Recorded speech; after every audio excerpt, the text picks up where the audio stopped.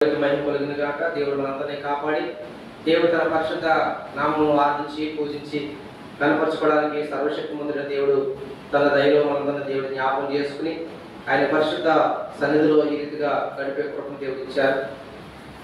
మరి పిల్లల ఈ సమయంలో దేవుని వాక్యానికి వెళ్దాం. రోమ రాసిన గ్రంథము రోమపత్రిక 4వ అధ్యాయము 20-21వ వచనాన్ని మనం చదువుకుందాము పిల్లరా.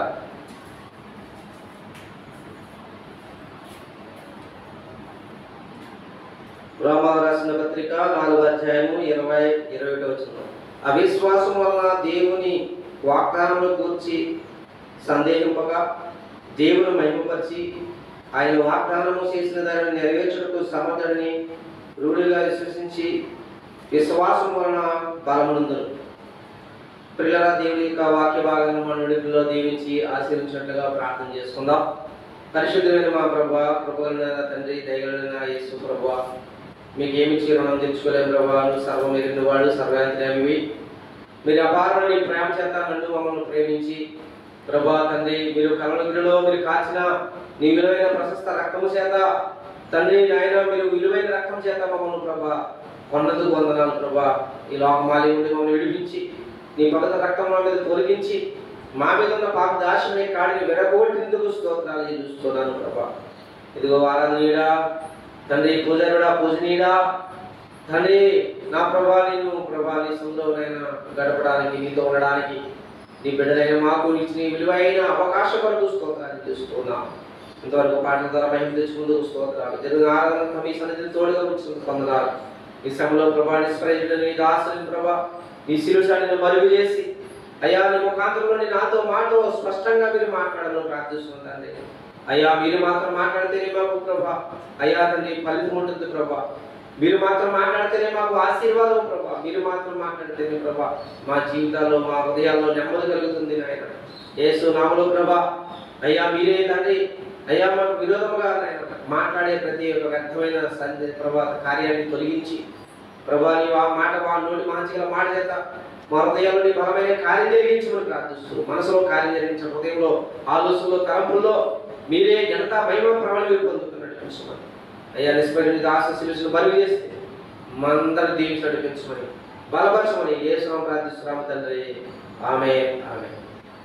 ప్రభువునందు నాకు అత్యంత ప్రియులారా, చదవబడిన వాక్యం బట్టి మనం చూస్తున్నట్లయితే ఆ వాక్యము చాలా స్పష్టంగా రాయబడింది. ఆయన వాగ్దానం చేసిన దాన్ని నెరవేర్చుటకు సమర్థుడు రూఢిగా విశ్వసించి విశ్వాసం వలన బలం పొందిన దేవుడికి స్తోత్రం కలిగా.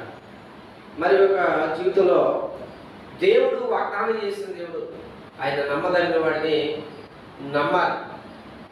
ఎందుకంటే వాక్యంలో చెబుతుంది నమ్మిన ఎడల నువ్వు దేవుని వైపు చూసిదు అని రాయబడింది. ప్రియులారా, దేవుని యొక్క మరి మాట ఆయన మాట ఇచ్చి మాట నెరవేర్చేవాడని, ఆయన మాటలన్నీ కూడా అన్ని అనున్నట్టే ఉంటాయి కానీ ఏది కాదన్నట్టుగా ఉండదని మరి పిల్లల మరి పరిశుద్ధ గ్రంథంలో రాయబడింది. ఎందుకంటే ఆకాశము భూమి గతిస్తుంది కానీ దేవుని మాటలు ఎప్పుడు కూడా గతించవు. కాబట్టి పిల్లల దేవుని యొక్క మరి పిల్లలుగా దేవుని యొక్క సన్నిధిలో మనందరము దేవుని దగ్గరికి వచ్చామంటే ఇది దేవుని మాట వల్ల మనకు కలిగిన ఫలితం. దేవునికి స్తోత్రం కలిగిన హల్లెలూయా. అంటే నీ మరి దేవుని యొక్క మాట ద్వారా మనకు కలిగిన ఈ విశ్వాసం వినుట వల్ల విశ్వాసం కలుగుతుందని రాయబడింది. దేవుని మాట మనకు ఏం కలిగిస్తుందంటే నమ్మకాన్ని కలిగిస్తుంది. దేవుని మాటలు మనకు అంటే మరి విశ్వాసంలో మనం బలపరుస్తాయి.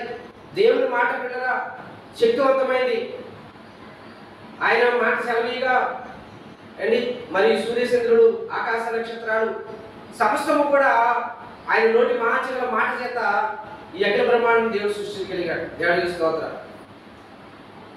యేసు ప్రభువు అన్నారు ఒక రోజున పుట్టి ఆయన శరీరాన్ని ఈ లోకంకి వచ్చిన తర్వాత నువ్వు స్వస్థపరచకపోవచ్చున్నావా అని అడిగాడు ఒక రోగిని.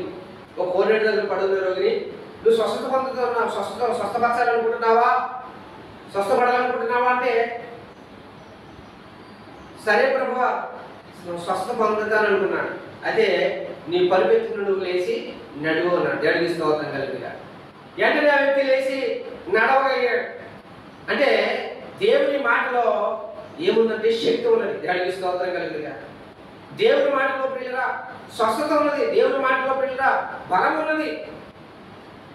అందులో ప్రియులరా ఆయన మాట శక్తివంతమైన మాట, రోగుల్ని స్వస్థపరిచే మాట. లాజరు చచ్చిపోయాడు. మార్తా మరియమ్మ ఏడుస్తూ ఉన్నారు. అయ్యా నా తమ్ముడు మరి నువ్వు ఉంటే చచ్చిపోబోదురయ్యా అన్నారు. మరియా మాత మీరు నమ్మినట్లయితే దేవుని మహిమ చూస్తారు అని సమాధి దగ్గరికి తీసుకెళ్ళి ఆ సమాధి దగ్గర అంటే ఆ సమాధి దగ్గరికి వెళ్ళి ఆ రాయిని తీయండి, లాజరు బయటకు రా అని పిలిస్తే ఆశ్చర్యపోయారు. అందరూ కూడా ఆశ్చర్యపడ్డారు. అంటే ఆయన మాట చనిపోయిన వారిని కూడా బ్రతికించే మాట. దేవునికి స్తోత్రం కలిగింది కాక. హల్లెలూయా. కలిగిన ఇక్కడ పిల్లరా ఈ దినాన్ని మన వరకు దేవుడు సిద్ధపరచమన్న మాట అంటే ఆయన వాగ్దానాన్ని నమ్మాలి. ఆయన వాగ్దానం చేసిన దేవుడు అంటే మర్చిపోయే దేవుడు కాదు. ఒక రోజున మరి పిల్లలు ఇశ్రాయేలు అరణ్యయాత్రలో దేవునికి పాపం పుట్టించారు. మోషే ఇదిగో ఈ ప్రజలను నేను ఏం చేయాలనుకుంటానంటే మరి ప్రజలు నేను హతమార్చి నాకు ఒక జనాంగాన్ని నీలోండి ఏర్పాటు చేసుకుంటానయ్యా అని అన్నాడు దేవుడు.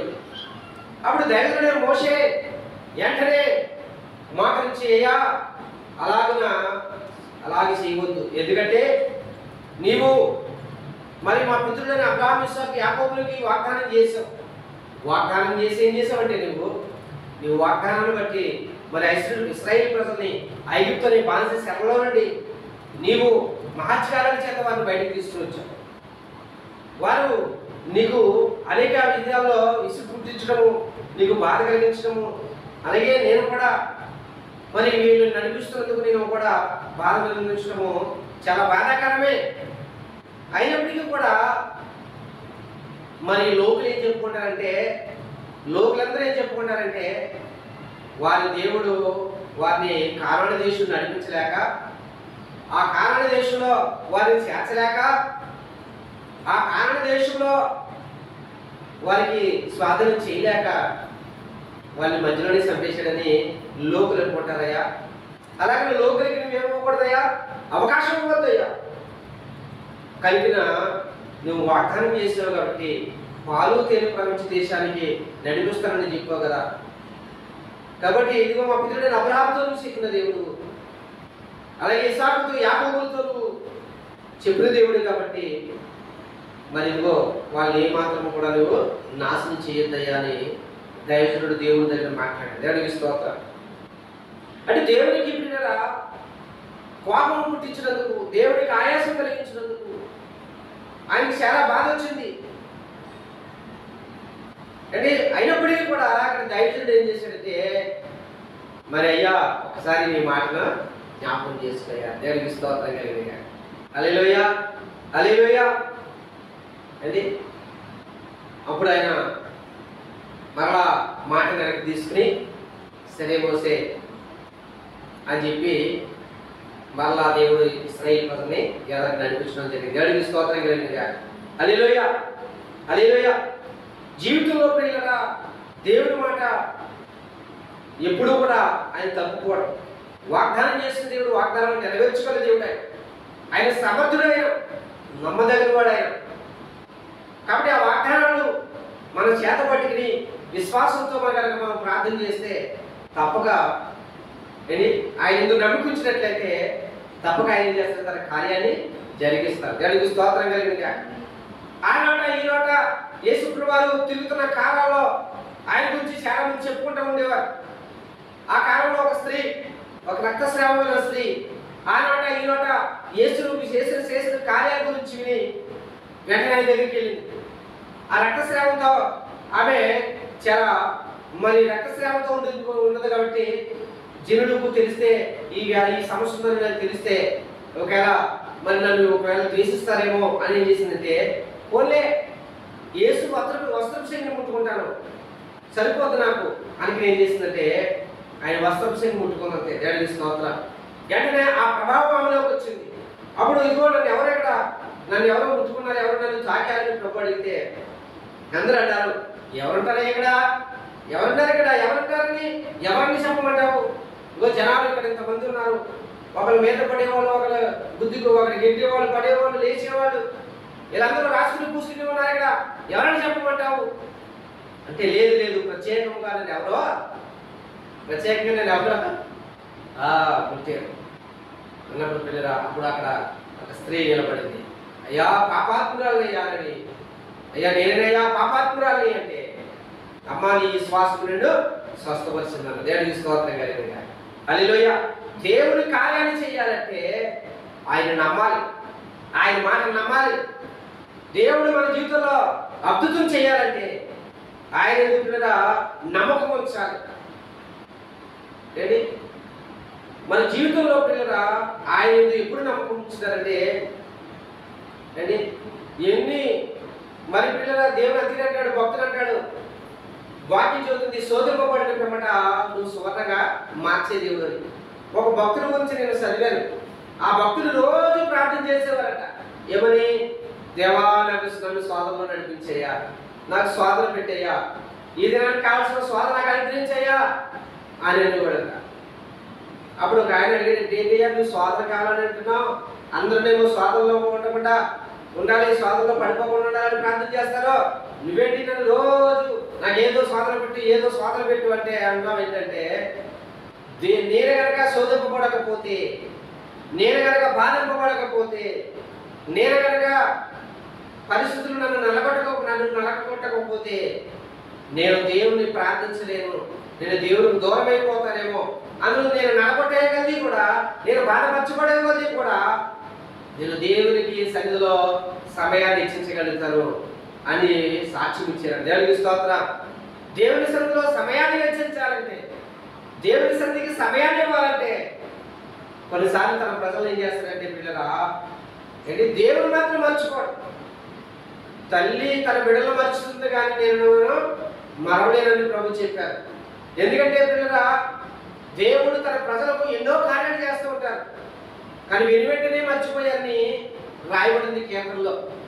ఇశ్రాయేలు ప్రజలు కూడా అబ్రహాము, ఇస్సాకు, యాకోబులతో వారు ఐగుప్తు దేశంలో ఉన్నారు. వారు చాలా అక్కడ అభివృద్ధి చెందారు. అభివృద్ధి చెందిన తర్వాత, ఆశీర్వదింపబడిన తర్వాత వారు ఏం చేశారంటే దేవునికి మొరపెట్టడం మానేశారు. దేవుని సేవించడం మర్చిపోయినట్టుగా కనబడుతుంది. ఆ ఐగుప్తు రాజు ఎప్పుడైతే పిల్లల వారి మీద మరి బలమైన గాడిని మోపాడో, అప్పుడు వాళ్ళందరూ కూడా ఏం చేశారంటే, అయ్యా ఇదిగో ఈ ఐగుప్తు రాజుని ఏం చేయించారంటే, ఈ ఐగుప్తు దేశాన్ని ఇదిగో ఇప్పుడు ఎక్కడన్నా మరి సైన్యాన్ని చేయించారంటే మా వాళ్ళ కాదయ్యా అని వారు ఏం చేశారంటే దేవుని ఆశ్రయించారు.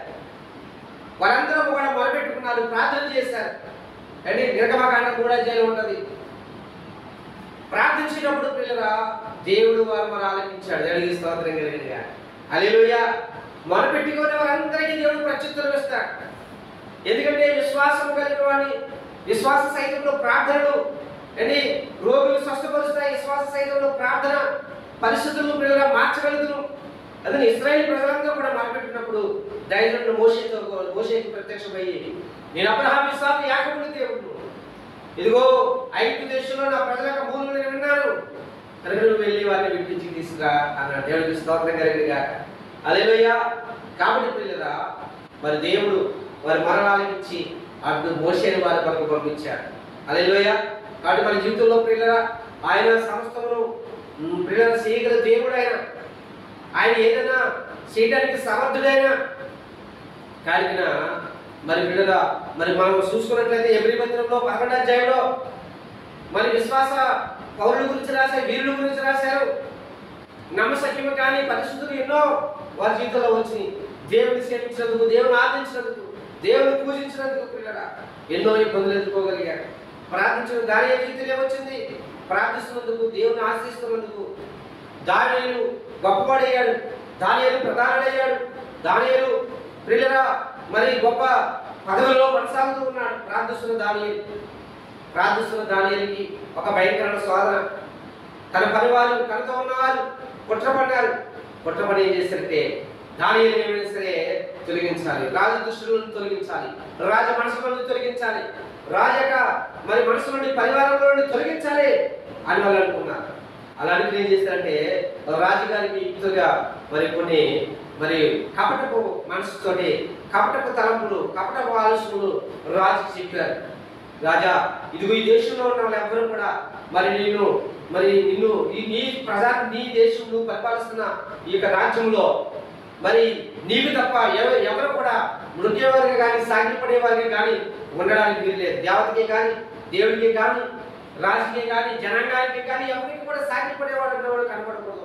ఎందుకంటే ఈ ప్రజలకు ఎవరైనా అలా చేస్తే వాడు దేశ ద్రోహి కింద పరిగణించి ఆ వ్యక్తిని సింహాలు వేసేద్దామని చెప్పి ఒక సలహా ఇచ్చారు. అప్పుడు రాజుగారు అనుకున్నాడు, ఆ ఆలోచన బాగుంది అనుకున్నాడు. నిజమే కదా, నా రాజ్యంలో శత్రువు అనేవాడు నాకున్నాడా లేడో తెలియాలంటే నా రాజ్యంలో నన్ను తప్ప ఎవరిని కూడా వారు వెంబడించే విధంగా మనసులో ఉండకూడదురా, ఇది బాగుందని చెప్పి సరే అన్నాడు. వెంటనే సింహాల బోను ఒకటి రెడీ పెట్టారు. దానిని ప్రార్థించుకున్న దాని దగ్గరికి ఇదిగో పట్టుకుని వచ్చారు. ఏంటి దాని తీసుకొచ్చారంటే, రాజా ఇదిగో నువ్వు చెప్పావు కదా, నువ్వు రాజముద్రను ముద్రించావు కదా, స్టాంప్ వేసావు కదా, ఇదిగో నీ రాజ్యంలో నీకు తప్ప ఎవరికి సాగిపడకూడదు కదా. అవునన్నాడు. ఇదిగో ఈ దానిలో అయితే ఎవరికి సాగిపడ్డాడు తెలుసా? యెరూషలేములో ఆరాధిస్తున్న ఆ యెహోవా దేవుడికి సాగిపడి ప్రార్థిస్తున్నాం పట్టుకున్నాను అన్నాడు. అప్పుడు రాజు చాలా కలడిల్లిపోయాడు. తన మనసులో చాలా ఆందోళన పడిపోయాడు, కలవరం పడిపోయాడు. ఎంత దుర్మార్గాన్ని కొడిగట్టారు బాబు అనుకున్నాడు. అప్పుడు దానియేలుతో అన్నాడు, జీవిస్తున్న దానియేలు, నీ దేవుడే నిన్ను రక్షిస్తాడని చెప్పి దానియేలుతో రాజు చెప్పడం జరిగింది. దేవుడికి స్తోత్రం. దానియేలు గారు సింహాల బోన్లో ఉన్నారు. సింహాల బోన్లో ఉన్నందుకు ఆ సింహాల బోన్కి ఎప్పుడైతే దానియేలు వెళ్ళాడో అవి కూడా మోకరించి దానియేలు ప్రార్థిస్తూ ఉన్నాడు. అవి కూడా తెల్లవారు ప్రార్థన చేయడం మొదలుపెట్టింది. దేవుడికి స్తోత్రం. రాజు తెల్లవారు లేదు, రాజుగారు వెళ్ళారు. జీవపడి దేవుని సేవిస్తున్న రాజా దానియేలు క్షేమంగా ఉన్నామంటే రాజు చిరంజీవిగా ఉండగాక, చిరకాలం వృద్ధులుడు గాక, రాజుకు క్షేమకరుడు గాక, రాజానికి క్షేమంగా ఉన్నాడని చెప్పాడు దానియేలు. దేవుడికి స్తోత్రం. వెంటనే సింహాల బోనులోనే దానియేలు బయటకు తీశాడు. దేవుడికి స్తోత్రం కలిగింది గాక. హల్లెలూయా. దానియేలు బయటికి ఎవరైతే ఆ పన్నాగం పడారో, ఆ దుష్ట తలంపులో ఆ కుయుక్తి గల ఆలోచన ఉన్నారో వెంటనే వాళ్ళని సింహాల బోన్లో ఏం చేశాడు రాజు. దేవుడికి స్తోత్రం. ఎందుకంటే పిల్లరా, ప్రభు ఆజ్ఞ చెబుతుంది, నీకు విరోధంగా రూపించబడిన ఏ ఆయుధాలు కూడా వదలవు. హల్లెలూయా, హల్లెలూయా. సర్వశక్తి గల దేవుడికి అసాధ్యమైనది ఏది కూడా లేదు. కలిగిన పిల్లరా, దానియేలు ఎక్కడా కూడా ఎలాంటి రాజాజ్ఞకు భయపడలేదు, ఎలాంటి పరిస్థితులకు ఆందోళన చెందలేదు. ఎలాంటి పరిస్థితుల్లో ఉన్నా సరే దేవుడు స్తుతించడమే నేర్చుకున్నాడు, దేవుడు ప్రార్థించడమే నేర్చుకున్నారు. కాబట్టి పిల్లరా, మనం కూడా ఏ స్థితిలో ఉన్నా సరే, ఏ పరిస్థితుల్లో ఉన్నా సరే దేవుని ప్రేమించేవారుగా ఉండాలి, దేవుని ఆరాధించేవారుగా ఉండాలి, దేవుని స్తుతించేవారుగా ఉండాలి. ఇద్దరున్నామా, ముగ్గురున్నామా, ఒకరున్నామా, లేదా 10 మంది ఉన్నామా, 100 మంది ఉన్నామా, ఎంత ఉన్నది కావాల్సిన దేవుడికి ఆయన ఆరాధించేవారు ఎంతమంది ఆత్మతోను సత్యంతో ఆరాధించేవారు ఉన్నారు, ఆయనకి ఎంతమంది లోబడేవారు ఉన్నారు. ఆయన పిల్లలు మనసారా సేవించి ప్రేమించాలనే తలపు ఉద్దేశం ఎంతమందికి కలిగి ఉన్నదో అది దేవుడు లక్ష్య పెడతా ఉన్నాడు. దేవుడికి స్తోత్రం. చాలా మంది దేవుని మందిరానికి వెళ్ళారు. దావీదు కూడా మందిరానికి వెళ్ళాడు. దావీదు కూడా మందిరానికి వెళ్ళినప్పుడు దేవుని దావీదు దేవుని ఆరాధిస్తూ ఉన్నప్పుడు ముందు ప్రజలు అనుకున్నారు, ఆడు ఎలాగెళ్తాడే అనుకున్నారు. తర్వాత దావీదు దేవుని మందిరానికి వెళ్తూ వస్తున్నప్పుడు దావీదు వదులుతా ఉన్నాడు. అప్పుడు వాళ్ళు కూడా బయలుదేరారు, మేము కూడా వస్తాయని. దేవుడికి స్తోత్రం కలిగిన కాక. దేవుని మందిరానికి వెళ్ళి దేవుని మనసారా సేవిస్తున్న ఆ దావీదును చూసి అనేక మంది రేపబడ్డారు. దేవుడికి స్తోత్రం. అనేక మంది రేపబడ్డారు. అప్పుడు దావీదు సంతోషించాడు, జనులు నాతో కూడా మందిరానికి వస్తున్నారు కదా. అంటే మనం దేవుని సన్నిధికి వెళ్తున్నామంటే, దేవుని సన్నిధికి వెళ్తున్న దావీదు ద్వారా అనేక మంది చాలా మంది ప్రజలు ప్రేరేపించబడ్డారు, రేపబడ్డారు. అలాగే మందిరానికి వస్తున్నామంటే మనల్ని బట్టి అనేక మంది ప్రేరేపించబడాలి. అనేక మంది మన యొక్క దేవుని పిల్లలు సేవించుట, ఆరాధించుట, మన భక్తి శ్రద్ధలు చూసి, మన ప్రవర్తన చూసి, మన పరిశుద్ధతను చూసి, మన క్రియలు చూసి అనేక మంది ప్రభుని స్తుతించేవారుగా ఉండాలి. దేవుడికి స్తోత్రం. కావున మన దేవుని స్తుతించేవారుగా దేవుని ప్రజలు స్తుతించాలంటే మన క్రియలు ఎలా ఉన్నాయి, మన తలంపులు ఎలా ఉన్నాయి, మన నడవడం ఎలా ఉంది, మన ప్రవర్తన దేవుని దృష్టికి అంగీకారంగా ఉందా? మనం చేసే పనులు మరి దేవుడు మెచ్చుకుంటున్నాడా, మెచ్చుకోవట్లేదా? ఆయన మెచ్చే పని చేస్తామా, లేదా మనసును సంతోషపెట్టే పని చేస్తారా? ముఖస్థుతి చేయడానికి వస్తున్నామా, లేదా ఆయన ఆరాధించడానికి వస్తున్నామా అని మనం ఏం చేయాలంటే మనగా పరిశీలించుకోవాలి పిల్లరా. ఎందుకంటే నిన్ను దేవుని సన్నిధికి వచ్చిన నిన్ను బట్టి అనేక మందికి ప్రేరేపించబడేవారు ఉండాలి ఈ భక్తి అని పిల్లరా. మరి దేవుని సన్నిధిలో ఎందుకంటే ఆయన సర్వశక్తి గల దేవుడు. తర్వాత దావీదు కాలం అయిపోయింది, దావీదు కాలం అయిపోయింది. తర్వాత జనాంగం వచ్చారు. వచ్చిన తర్వాత వాళ్ళు కూడా మందిరానికి వెళ్తున్నారు, వాళ్ళ పిల్లలంతా మందిరానికి వెళ్తున్నారు. చాలా కలకలాడిపోతుంది. మందిరం చూస్తే జనం కిటకిటలాడిపోతుంది. అయితే వెళ్ళిన వాళ్ళందరికీ కూడా ఏం లేదంటే మనసు కుదిరలేదు, మనశ్శాంతి లేదు, నెమ్మది లేదు, తృప్తి లేదు. ఎందుకు తృప్తి లేదంటే దేవుడు అన్నాడు, ఇదిగో మీరు నా మందిరానికి వస్తున్నారు, నన్ను మీరు శోధిస్తున్నారు. అయ్యా నీకు ఏమీ తక్కువ చేయలేదు కదా, మాకెందుకు లోటు వస్తుంది, మాకెందుకు మా పొదులు మా మనవులు మా కోరికలు ఎందుకు తీర్చట్లేదు, మా కష్టాలు ఎందుకు నిలబడట్లేదు అయ్యా అని అడిగారు. అబ్బాయి మీ కష్టాలు నిలబడకపోవడానికి కారణం ఏంటి తెలుసా? దానికి ఒక కారణం చెప్పాడు. అలాగే మీరు తిన్న తర్వాత తృప్తిగా ఎందుకు తృప్తి అవ్వట్లేదు తెలుసా? దానికి ఒక కారణం చెప్పాడు దేవుడు. ఈ వాక్యం ఇంటికి వెళ్ళి చదువుకోండి. అంటే అలాగే ఎందుకు తృప్తి అవ్వట్లేదో మీరు లేఖనాలు చూసుకోండి అని చెప్పాడు. దేవుడికి స్తోత్రం. ఇంటికి వెళ్ళి లేఖనాలు మీరు కూడా చదువుకోండి. బైబిల్ చదవరు, బైబిల్తో సావాసం ఉండదు. ముసలమ్మ ముచ్చట పెట్టమంటే